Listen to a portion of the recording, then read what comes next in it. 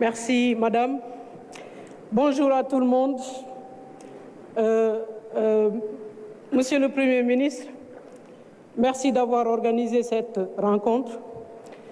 Je vais juste rappeler en wolof ce qu'on dit. Magum waxoon naa ko moo gën magum xamoon naa ko. Merci de nous avoir associés à cette rencontre pour qu'on puisse faire partie des magum waxoon naa ko. Monsieur le ministre, il nous est demandé aujourd'hui de venir participer à cette rencontre qui va peut-être sceller un pacte social. Mais j'ai eu une question au début de ma prise de parole. J'en aurai une autre à la fin de ma prise de parole. Et entre les deux, je brosserai rapidement la revendication du SAES. Je dis bien là parce que je parle au singulier. Ça va vous étonner parce qu'un syndicat a des revendications.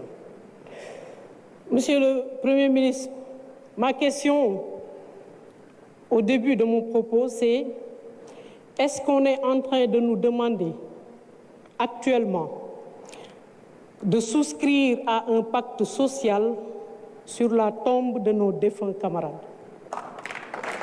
Voilà ma question. Et cela me permet de revenir sur la revendication. Nous avons exprès choisi de ne pas parler des autres revendications. Ces autres revendications qui ont été scellées dans un accord qui a été signé depuis le 6 janvier 2023. Il n'est point question de pacte ou d'accord signé pendant la période dite obscure ou pendant la période de doute. Non, ce sont des accords. C'est un accord qui a été signé depuis le 6 janvier 2023.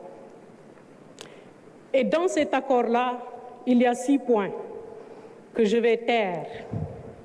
Je vais les taire parce que je n'ai pas envie aujourd'hui de parler des problèmes de l'université sénégalaise, que sont les insuffisances budgétaires. Je n'en parle pas, hein? Oui. Je ne parle pas des budgets qui ne servent qu'à payer des salaires. Je ne parle pas des chantiers, des universités qui ont des étudiants qui n'ont même pas où étudier. Je ne parle pas des problèmes de foncier. Quelqu'un a parlé tout à l'heure de logements d'enseignants. Par décence, je ne vais pas demander à ce qu'on donne des logements aux enseignants-chercheurs. Par décence et par sensibilité par rapport à tout ce qui a été dit sur la situation actuelle du Sénégal. Le SAES est un syndicat responsable. Mais, Monsieur le Premier ministre, on parle de social. Le SAES est un partenaire social. Depuis 2020, j'ai envie de pleurer parce que je pense à ce que nous avons vu. Je pense aux souffrances que les veufs et les veuves de nos camarades défunts sont en train de souffrir. Monsieur le Premier ministre, imaginez quelqu'un qui gagne 1 000 francs par mois, qui fait vivre sa famille avec 1 000 francs par mois, qui cotise avec ses 1 000 francs par mois. Et un jour, il décède. Il aurait espéré que ce qu'il aura cotisé avant sa mort puisse revenir à sa famille et qu'on dise à cette famille, vous aviez l'habitude de vivre avec 1 000 francs par mois, désormais, vous allez vivre avec 1,3 francs CFA. C'est ce qui se passe actuellement, Monsieur le ministre. Les veufs et les veuves des enseignants-chercheurs sont aujourd'hui réduits à une situation d'extrême pauvreté. Nous avons vu ça et nous avons du mal à les voir comme ça. Et pourtant, leurs défunts ont cotisé, Monsieur le Premier ministre. Nous savons que vous ne savez pas. On vous a trompé. Je dis on vous a trompé parce que je suis poli.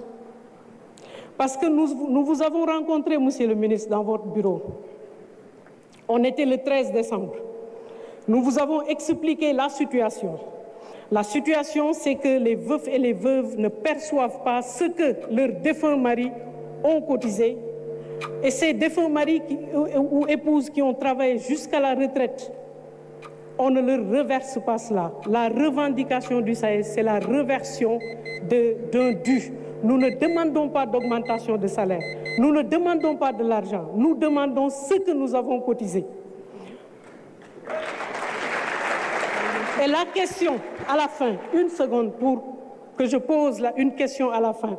Nous avons négocié avec vous, Monsieur le Premier ministre, et vous nous avez dit que ce n'est pas le langage que le ministère des Finances vous a tenu, et vous nous avez demandé de rencontrer le ministre secrétaire général du gouvernement, Al-Amin Lo, à qui on a expliqué, qui a été d'accord. Nous avons été d'accord, nous avons signé un pacte de confiance. Ce PV, il l'a signé, nous l'avons signé le 16 décembre, et dans ce PV, il était dit que le surlendemain, 18 décembre, le décret avait été signé.